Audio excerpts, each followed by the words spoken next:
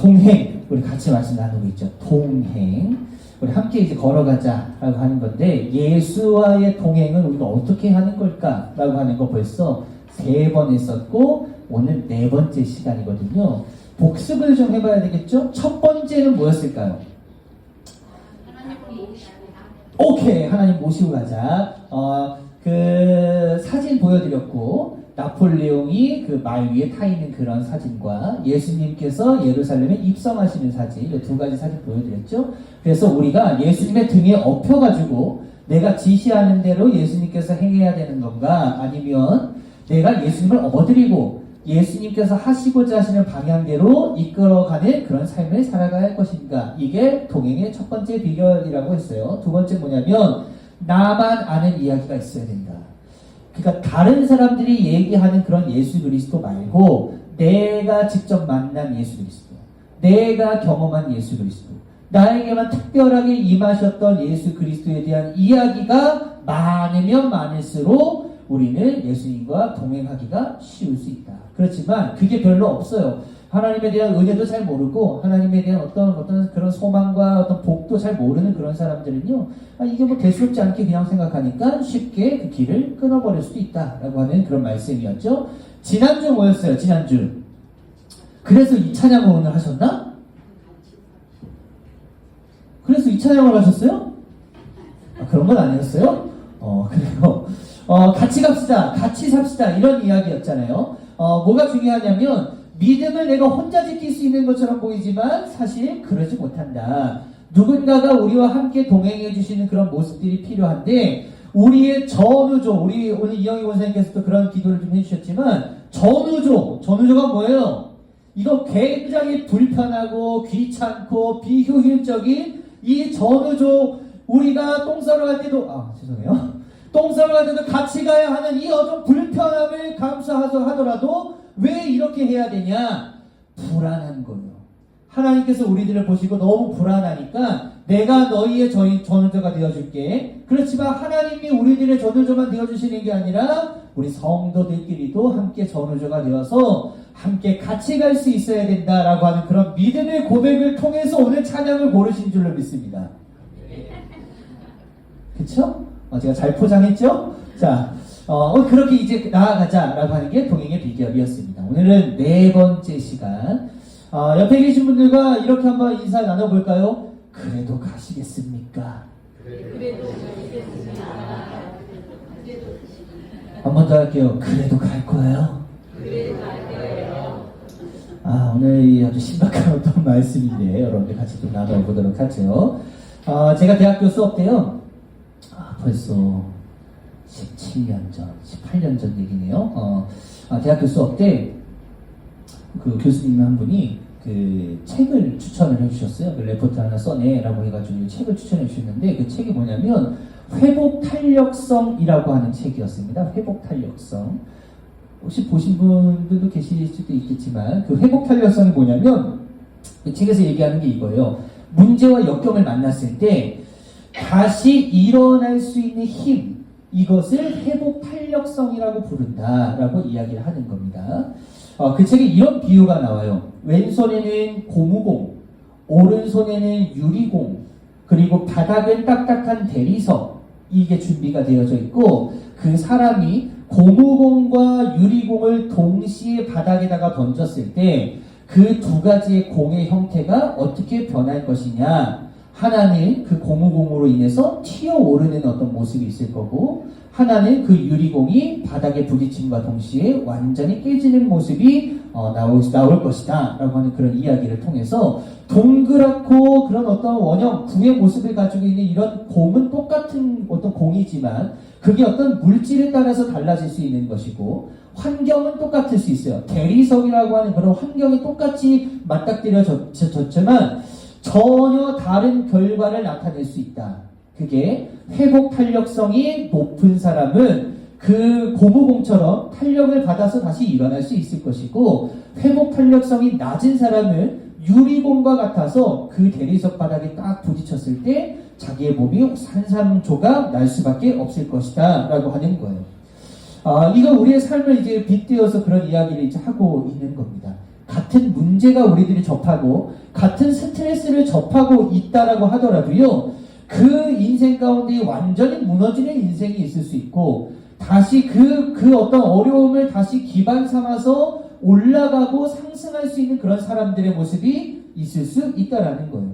그렇기 때문에 우리가 회복 탄력성을 좀 높여야지만 우리가 어떤 문제에서 두려움이 없이 새로운 것에 막 도전할 수 있고, 그리고 새로운 것을 막 좋아하게 될 수 있고, 처음 가는 여행지가 두렵지 않게 되어질 수 있고, 그곳에 한번 나도 가보고 실수나 실패를 두려워하지 않고 오히려 이걸 해봄으로 인해서 야, 이거 다 경험이야, 이거 한번 해봐야지 나도 성장할 수 있지 라고 하는 식으로 생각을 할 수 있겠지만, 회복 탄력성이 낮은 사람들은요, 그런 실패가 너무 두려운 거예요. 그런 어떤 좌절감이 너무 두려운 거예요. 그런 실수가 내 스스로가 용납이 되지를 않는 거예요. 그래서 뭐 새로운 것을 도전하기가 참 어려워요. 아, 이거 하면 실수하면 어떡하지? 야, 이거 했을 때 실패하면 어떡하지? 그런 어떤 생각들 때문에 아예 새로운 것에 도전하지 않으려고 하는 그러한 모습들의 사람도 있다라는 겁니다. 이런 두 가지 부류, 고무공 같은 회복 탄력성이 높은 사람들, 그리고 또는 회복 탄력성이 낮은 유리공 같은 사람들 각각의 특징들이 있는데, 오늘은 우리가 이 유리공 같은 회복 탄력성이 좀 낮은 사람들에 대한 말씀을 좀 같이 나누어 보려고 해요. 이 회복 탄력성이 낮은 사람들의 가장 큰 특징 중에 하나가 뭐냐면 거절당하는 게 두렵다라는 거예요. 거절. 왜냐하면 내가 무엇인가를 누군가에게 부탁하는 게 쉬워요, 어려워요? 여러분들 누군가에게 부탁하는 게 참 어렵죠. 근데 그 어려운 부탁을 내가 입에서 계속 맴돌다가도 어쩔 수 없이 해야 되는 그런 상황들이 이제 맞닥뜨려지게 되는 겁니다. 그때 내 입을 통해서 나오는 그 부탁이 그 상대방으로 하여금 잘 받아들여져서 그래, 내가 도와줄게 라고 하는 식으로 받아들여지면 이 사람은 그래도 상대적으로 그래, 내가 어려운 부탁이었지만 그래도 잘 얘기했다 라고 생각할 수 있는데, 만약에 그 상대방의 입장에서 야, 이걸 왜 부탁하는 거야? 나도 그걸 들어줄 수 없다니까? 나도 그걸 감당해 줄 수가 없어. 그 이야기 나한테 해봤자 쓸모가 없는 이야기야 라고 하는 것으로 만약에 듣게 된다면, 그 사람 마음 가운데 그 다음에 또 부탁할 수 있는 그런 마음이 생길까요? 사라질까요? 사라질 수밖에 없는 거예요. 그래서 거절당할 수밖에 없는 그런 거절이 내 마음 가운데 있게 되면 또 슬퍼지고 또 아프고 또 그러는 거 아니야 라고 하는 그런 어떤 모멸감 때문에 쉽게 내 마음을 다시 한번 점프시키기가 굉장히 어렵게 된다라고 하는 겁니다. 오늘 본문에 나오는 이야기가 딱 그런 이야기를 하고 있는 겁니다. 우리 예수님은 우리의 회복 탄력성을 좀 고쳐주시려고 그렇게 우리들의 마음을 인도하시는 그런 것이 1도 없는 것처럼 오늘 우리의 그런 어떤 모습을 모멸감, 좌절감 이런 것을 다 집어넣으셔서 우리들에게 거절감 주기에 달인의 모습을 하고 계시는 게 오늘 본문의 말씀이라는 거예요. 수로보니게 여인에 관련된 말씀입니다. 자기 딸이 귀신에 들린 거예요. 내 딸이 좀 고침을 좀 받았으면 좋겠어요. 근데 이걸 고칠 수 있는 사람이 아무도 없는 거예요. 그래서 이제 보다 보니까 예수님께서 이쪽으로 오신다는 소식을 이렇게 딱 듣고 나서 예수님에게로 달려가게 되잖아요. 그래서 예수님, 제 딸을 좀 고쳐주십시오. 제 딸이 귀신이 들렸는데 고칠 수 있는 사람이 아무도 없어요. 이거 누가 좀 고쳐주셔야 되는데 예수님께서 하실 수 있지 않으십니까? 좀 고쳐주시면 안 되겠습니까? 그렇게 여인이 그렇게 이야기를 하는 거죠. 아니, 이렇게 얘기하면, 그 정도로 간절하게 얘기했으면 예수님이 고쳐주셔야 돼요? 말아야 돼요? 얘기를 해보세요. 사랑의 하나님이라며, 자비의 하나님이시라면서요. 고쳐주세요? 안 고쳐주세요? 안 고쳐주시는 거예요. 그 정도로 좀 얘기를 했으면, 복의 근원이시라면서요. 그러면은 복 좀 주시고, 사랑의 하나님이시라면서요. 그럼 사랑 좀 주시고, 은혜의 하나님이시라면서요. 그럼 은혜 좀 주시고, 그러면 좀 어디가 덧나나? 왜 그런 걸 안 해주실까? 라고 하는 그런 마음이 이 여인 가운데 생길 수밖에 없다는 거죠. 근데 이 예수님께서 그렇게 여인이 부탁함에도 불구하고 예수님께서 어떤 행동을 보이시냐면, 오늘 말씀을 읽진 않았지만 23절 보시면, 그럼 읽어볼게요. 그러나 예수께서는 한마디도 대답하지 않으셨다. 라는 거예요. 한마디도 대답하지 않으셨다. 이건 뭐냐면 카톡을 딱 보냈어요. 카톡 보냈는데 상대방이 일을 갑자기 없애질 않아. 그 여러분들 마음에 어떤 마음이 들어요? 괜찮으세요? 예를 들어서 제가 오세광 집사님에게 카톡을 보냈어요. 집사님 어떻게 좀 잘 지내세요? 어떻게 하시는 또 일은 어떻게 좀 잘 되세요? 했는데 카톡에 답이 없어요. 이거를 뭐라고 해요? 전문 용어로? 일식. 제가 일식을 당한 거예요. 그러면 열 받아요? 안 받아요? 물론 받았다고 표현은 하지 않겠지만 좀 그렇잖아요. 지금 그런 거예요. 여인이 얘기를 한 거예요. 그렇지만 오는 게 없는 거예요. 아무 대답도 하지 않으셨다. 지금 그 기분인 거죠. 근데 그럼에도 불구하고 이 여인이 포기해요? 안 해요? 포기 안 하는 겁니다. 또 예수님에게 좀 우리 딸 좀 고쳐주시면 안 되겠습니까? 또 이야기를 하는데요. 24절에 예수님께서 정신을 좀 차리셨는지 뭐라고 말을 하시는 거예요. 근데 그 말이 뭐냐면 24절 보세요. 예수께서 대답하셨다. 나는 오직 이스라엘 집에 길을 잃은 양에게 보내심을 받았을 따름이다. 이게 무슨 얘기냐면 이거는 고쳐주겠다는 거예요? 안 고쳐주겠다는 거예요? 안 고쳐주겠다는 거예요. 왜냐? 스로보니게라고 하는 건 이방 땅의 여인을 이야기하는 거거든요. 그러니까 나는 잃어버린 내 양들, 유대인들을 위해서 내가 온 것이지 나는 이방 사람들을 위해서 온 게 아니야. 나는 우리 유대인들 고쳐주기에도 바빠 죽겠거든. 내가 너네들까지 고쳐줄 만한 그런 어떤 시간이나 여유가 안 돼. 그런 줄 알아. 그렇게 이야기하셨다는 거예요. 매정해도 앵간히 매정해야지. 이거 지금 너무 하신 거 아닌가? 라고 하는 그런 우리가 마음이 딱 들게 되는 거죠. 근데 이 여자가 자존심이 이 딸에 의해서 자존심을 버릴 수밖에 없었겠죠. 그래서 그 여인이 다시 한번 이야기하는 거예요. 우리 딸을 좀 고쳐주시면 안 되겠습니까? 26절에 그렇게 간절하게 나아가고 있는 그런 여인에게 예수님께서 뭐라고 얘기하시냐면 자녀들의 빵을 집어서 개들에게 던져주는 것은 옳지 않다. 짜증나지 않으세요? 짜증이 날라 그래 막. 그냥 좀 해주면 안 돼? 근데 그런 마음이 예수님께서는 전혀 없으셨다라는 거예요. 뚝뚝 열리고 이거 거의 인격 모독 아닌가라고 싶을 정도. 거절하려면 그냥 좋게 거절하시든지 왜 사람을 개 취급해고 개보다 못한 취급을 해가지고 왜 여인의 자존감을 왜 바닥을 치게 만들어? 그 안 해주려면 그냥 가시면 되는 거 아니야? 그런데요, 그 여인이 진짜 대단한 거예요. 거기서 또 뭐라고 해요? 또 우리 애 좀 고쳐달라고 또 이야기를 하는 겁니다. 그때 예수님께서 27절에 그 여인이 이렇게 얘기해요. 27절 보세요. 주님 그렇습니다. 그러나 개들도 주인의 상에서 떨어지는 부스러기는 얻어먹습니다. 야, 이거 기가 막히잖아요. 나 이런 말 할 수 있다 손. 나를 개 취급했는데 내가 개만도 못한 사람입니다라고 나 얘기할 수 있다. 와, 이거 쉬운 믿음이 아니거든요. 그때 예수님께서 아주 놀라운 이야기가 있죠. 28절을 보니까 그제서야라는 거예요. 그제서야. 이때까지 예수님께서 기다리신 거예요. 이 여인이 이 여인의 믿음 참 대단하다라고 하는 걸 이미 느끼고 계신 거죠. 그때가 그래서 좋아 한 번 더 라고 하는 것을 계속 이끌어내시고 그제서야 예수께서 그 여자에게 말씀하셨다. 여자여 참으로 내 믿음이 대단하구나. 내 아이를 고쳐주겠다. 그렇게 말씀하시는 거예요. 예수님은요, 다양한 방법으로 우리의 믿음을 확인하시기를 원하시는 거거든요. 그리고 우리들의 상황과 조건들이 다 달라요. 그래서 다 다르기 때문에 이 사람에게는 이런 방법으로 믿음을 확인하고 싶으신 거고, 저 사람에게는 저런 방법으로 믿음을 확인하고 싶으신 거예요. 물론 기초적으로, 기본적으로 우리에게 동일하게 믿음을 확인하시는 방법들은 또 비슷합니다. 우리가 예배를 잘 드린다든지, 우리가 말씀을 잘 읽는다든지, 우리가 기도를 열심히 한다든지, 우리가 예물을 제대로 드린다든지, 이런 어떤 기초적인 것들을 가지고 우리의 믿음을 확인하시는 방법들도 있지만, 그런 방법보다 훨씬 더 중요한 게 뭐냐면, 우리를 가장 어려운 곳으로, 우리가 가장 힘든 곳으로, 우리가 더 이상 얘가 일어날 수 있을까? 라고 하는 생각을 가질 수 있을 정도로 우리를 바닥을 치게 만드는 그런 상황으로 우리를 내모실 때가 있다라는 거예요. 그때 내모시는 건 우리가 미워서요, 우리의 믿음을 확인하고 싶어서요. 믿음을 확인하고 싶어서인 거죠.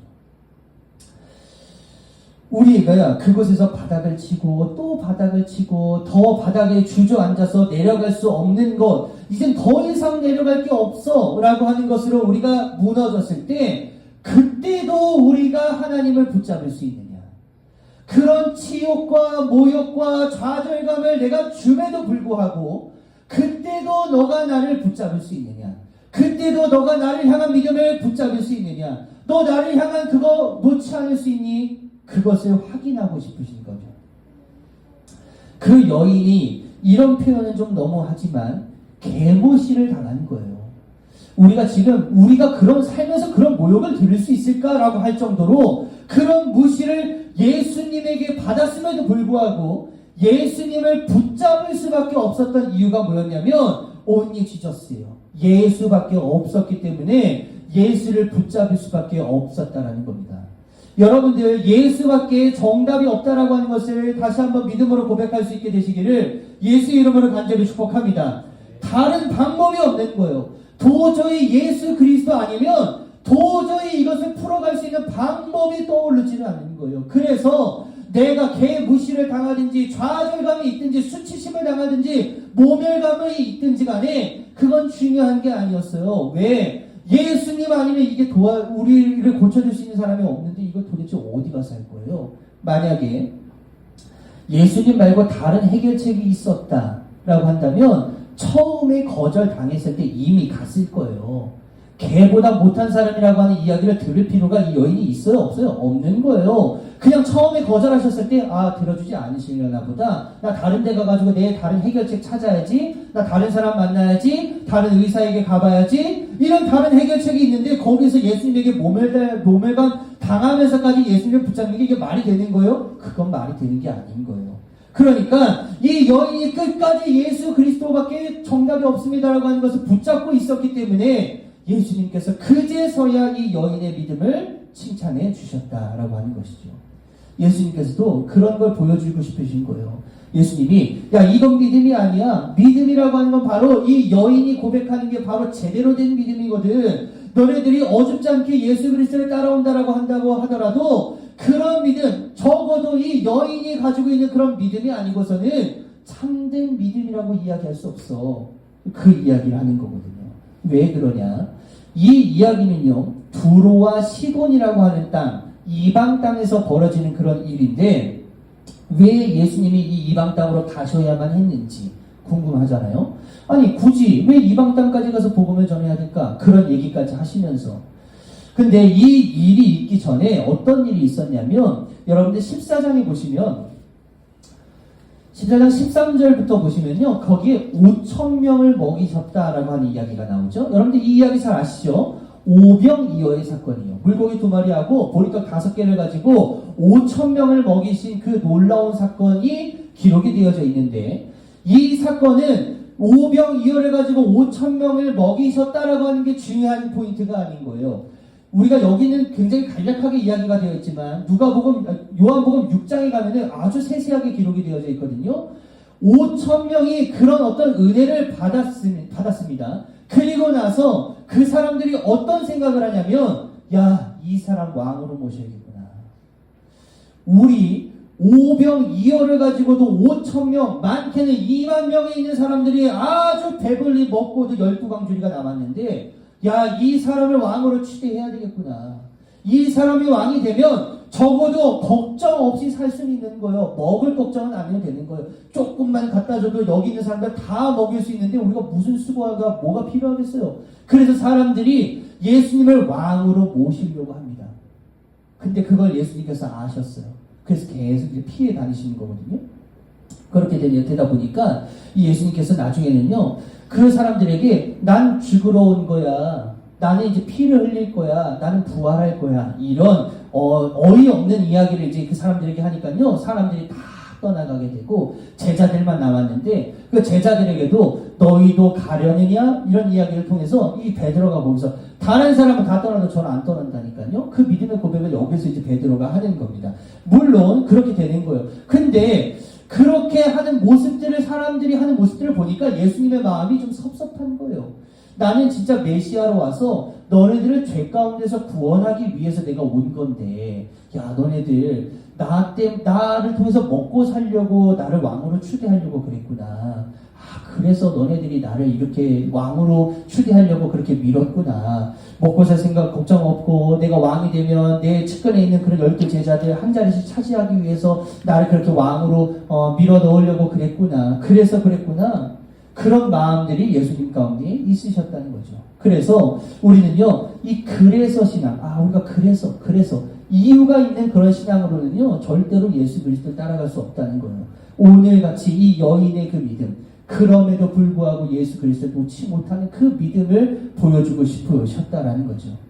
그렇게 오병이어 사건을 통해서 제자들이 하는 그런 어리석은 이야기를 다시 한번 이런 믿음 제대로 된 거 아니야. 이 여인의 믿음을 한번 봐봐 라고 하면서 그 여인을 지켜 세워주시고 그 여인의 믿음이 훌륭한 믿음이었다라고 하는 것을 제자들뿐만이 아니라 사람들에게도 알려주고 싶으셨다라고 하는 것이죠. 금신상을 만들었어요. 느부갓네살 왕이 만들어 놓고 절해 사람들에게 이야기하는 거예요. 그러다 보니까 사람들이 너무 두려운 거죠. 이거 절을 해야 되나 말아야 되나 하기 싫지만 사람들이 그 앞에 절을 하기 시작합니다. 근데 유독 세 사람만 절을 하지 않는 거예요. 이 다니엘의 3명의 친구들이 있었는데 사드락, 메삭, 아벳느고라고 하는 이 3명의 친구들이 우리는 절대로 이 앞에 절할 수 없습니다. 우리는 하나님 앞에만 절하는 사람들이지 우리는 이런 금신상 따위에 그런 우상 따위에 절하는 사람들이 아니에요. 그거를 느부갓네살 왕에게 이야기하니까 느부갓네살 왕이 좋았어요? 안 좋았어요? 안 좋은 거예요. 야 그래? 너희들 끝까지 버틸 수 있나 한번 해보자. 야 얘네들 절 안 하면 풀무불에다가 집어넣어. 그렇게 얘기하는 거예요. 그럼 그 정도 했으면 얘네들이 정신 차리고 해야 되나 보다. 해야 되는데 그 사람들이 정신 차려요? 못 차려? 못 차린 거예요. 그래서 또 얘기해요. 당신이 어떻게 하든지 간에 나는 절하지 않을 겁니다. 그때 이 느부갓네살 왕이 뭐라고 얘기했냐면 야 풀무불 7배로 높여. 야 안 되겠다. 정신 차리게 해야 되겠다. 이 정도면 무섭잖아요. 그냥 한번 절하면 되잖아요. 그래 살면서 그때 한번 하고 나중에 하나님 앞에 죄송하다고 그래 한번 얘기하면 되겠지. 그런데 이 세 친구는요 그런 게 아닌 거예요. 그 한 번의 허용이 싫은 거예요. 내가 한 번 여기서 무너지면 그 다음에 무너지는 건 너무 쉬운 거예요. 그래서 내가 지금 가지고 있는 이 믿음의 어떤 신앙을 내가 한 번의 허용도 용납하지 않았었던 그 친구들이 그 모습이었다라는 것이죠. 예를 들어 볼까요? 한 달 열심히 일을 해가지고 제가 이렇게 월급을 따라 받았어요. 이 월급 받았는데 왜 그 달 따라 카드값이 왜 이렇게 많이 나와? 그래가지고 카드값을 다 메꾸다 보니까 카드값을 메꿀 수가 없는 거예요. 근데 내가 11조 다 떼놨는데 카드값이 기가 막히게 요것만 딱 남았어. 자, 여러분들 어떻게 하실 거예요? 자, 11조 내가 떼어놨던 거 다시 고스란히 카드값을 메꾸는데 쓴다 손. 우리 믿음이 이렇게 좋다고요? 아니면 내가 그대로 하나님 그래요. 하나님도 아시겠지. 그래. 이번 달 말고 다음 달에 그냥 잘 내면 되겠지. 우리 대부분이 이런 생각들 한다는 거예요. 근데 우리가 그 하나님은 이해하실 거야 라고 하는 그 부분을 하나님께서 이해 안 하신다니까요. 하나님께서 이해해 주실 것처럼 우리가 여기는 것 같지만 하나님께서는 그 한 번을 용납하지 않으시는 거예요. 이 사드락 메삭 아벳느고가 그걸 알았던 거예요. 이번에 한 번 넘어갈 수 있었겠죠. 근데 그 한 번 넘어가면 그 다음에 또 비슷한 일들이 벌어졌을 때 그때도 하나님께서 용서해 주셨는데 우리가 또 용서 안 해주실까? 그때 한번 또 하고 또 하고 또 하면서 점점 우리 애들의 믿음과 신앙은 벌어질 수밖에 없다라고 하는 것이죠. 그래서 그 한 번이 싫었던 이 다니엘의 세 친구가 눈 한번 딱 감고 그래서 용서받는 게 그게 싫었었던 그 친구들이 뭐라고 얘기하냐면 다니엘서 3장 16절에서 18절 볼 수 있나요? 자, 여기부터 한번 제가 읽을 테니까 한번 보세요. 사드락과 메삭과 아벳느고가 왕에게 대답하여 아뢰었다. 두고 살펴주십시오. 이 일을 두고서는 우리가 임금님께 대답할 필요가 없는 줄 압니다. 불 속에 던져져도 임금님, 우리를 지키시는 우리 하나님이 우리를 활활 타는 화덕 속에서 구해주시고 임금님의 손에서도 구해주실 것입니다. 비록 그렇게 되지 않더라도 우리는 임금님의 신들을 섬기지도 않고 임금님이 세우신 금신상에게 절을 하지도 않을 것입니다. 굽어 살펴주십시오. 이게 말이 다 되는 거예요? 자, 그러면 아이들이 죽었을까? 야, 너네 참 믿음이 좋구나. 야, 내가 너네들의 믿음이 참 멋있다. 너무 멋있어. 너네들 푸른 불에서부터 내가 들어가지 않도록 그렇게 해줄게. 자, 여러분들 이랬을까요? 그래, 봐줄게 이랬을까요? 아니에요. 이 세 명의 친구들이 이런 이야기를 고백함에도 불구하고 하나님께서 이들에게 풀무불에 들어가게 하셔요? 안 하셔요? 들어가게 하셨다라는 거예요. 이게 너무 중요한 포인트입니다. 그래도 내가 믿음을 지키면 어려움이 없겠지? 내가 그래도 믿음을 가지고 하나님 붙잡고 있으면 내 삶에 괴로움이 없겠지? 근데 이 다니엘의 세 명의 친구는요, 이 어려움이 계속 유지가 되고 있었던 거예요. 그런데 놀랍게도 하나님이 그들을 보호하셨다라고 하는 겁니다. 우리는 여기에서 느낄 수 있어야 돼요. 우리 마음대로 판단해서 이해해 주시겠지? 라고 하는 식에서 우리의 믿음을 거기서 멈춰버리는 순간들이 있는데 우리가 여기서 멈추면 안 되는 거예요. 그럼에도 불구하고 나아갈 수 있어야 왜 어려움과 괴로움을 능히 이기게 하시는 하나님의 은혜를 거기서 받을 수 있다라는 거예요. 내가 스스로 믿음의 고백을 통해서 멈춰라고 하면요, 거기서 그냥 끝나는 겁니다. 그렇지만 그래도 내가 한 발자국 더 나갔을 때 거기에 임하시는 하나님의 은혜가 있게 되어질 줄로 믿으시기를 예수 이름으로 간절히 축복합니다. 세 명이 들어갔어요. 근데 거기에 마치 몇 명이 있는 것처럼 보여요? 4명이 있는 것처럼 보이는 거예요. 거기에 하나님의 동행하심이 있었다는 거죠. 천사가 그들을 보호해 주는 겁니다. 근데 이걸요, 이 세 사람만 느낀 게 아니라 밖에 있는 사람들이 전부 다 본 거예요. 그리고 불 꺼! 그리고 나서 이 세 명의 친구들이 나오게 되는 거죠. 27절부터 한번 볼게요. 보겠습니다. 지방 장관들과 대신들과 총독들과 왕의 측근들이 모여서 이 사람들을 보니 그 몸이 불에 상하지 않고 머리털도 그을리지 않고 바지 색깔도 변하지 않고 그들에게서 불에 탄 냄새도 나지 않았다. 느부갓네살 왕이 말하였다. 사드락과 메삭과 아벳느고를 돌보신 하나님을 찬송하여라. 그는 천사를 보내서 그의 종들을 구하셨다. 이 종들은 저희의 하나님을 의뢰하여 저희의 몸을 바치면서까지 왕의 명령을 거역하고 저희의 하나님 말고는 다른 어떤 신도 절하여 섬기지 않았다. 그러므로 내가 이제 조서를 내린다. 민족과 언어가 다른 뭇 백성은 사드락과 메삭과 아벳느고의 하나님을 두고서 경솔히 말하는 일이 없도록 하여라. 이 명령을 어겼다가는 그 몸이 조각날 것이며 집이 쓰레기 더미가 될 것이다. 이와 같이 자기를 믿는 사람을 구원할 수 있는 신은 다시 없을 것이다.